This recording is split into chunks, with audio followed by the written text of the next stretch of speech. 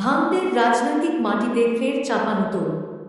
তৃণমূল কংগ্রেসের অন্তরে ছড়িয়েছে চাঞ্চল্য, কারণ দলেরই এক নেতার দাদা এবার প্রকাশ্যে যোগ দিলেন ইন্ডিয়ান সেকুলার ফ্রন্টে আইএসএফ।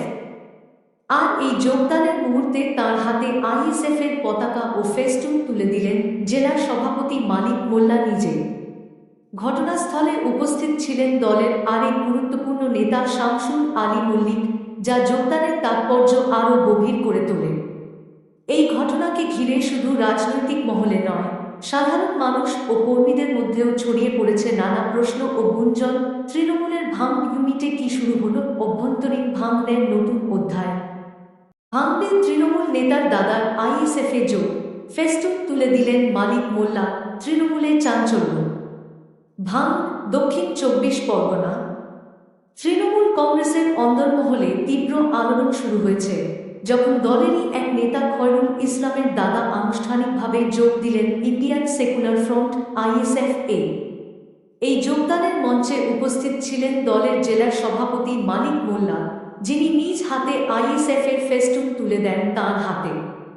এই অনুষ্ঠানে উপস্থিত ছিলেন আইএসএফের অন্যতম জনপ্রিয় মুখ নেতা শামসুল আলী মল্লিক, যিনি নতুন সদস্যকে দলের আদর্শ ও ভবিষ্যৎ লড়াইয়ের উদ্দেশ্য নিয়ে অনুপ্রাণিত করেন। তৃণমূল শিবিরে চাঞ্চল্য।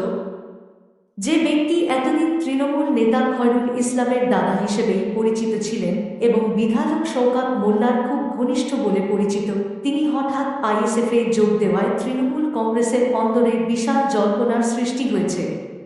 স্থানীয় তৃণমূল কর্মীদের অনেকেই বলছেন, পরিবারেরই কেউ যদি দল ছেড়ে চলে যায় তাহলে এটা বড় বার্তা বহন করে। অনুষ্ঠানের বৈশিষ্ট্য: দলের পতাকা ও ফেস্টুন হাতে তুলে দেন মানিক মোল্লা। সংক্ষিপ্ত বক্তৃতা দেন শামসুল আলী মল্লিক।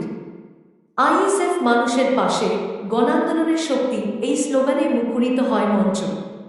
স্থানীয় মানুষদের ভিড় ছিল চোখে পড়ার মতো।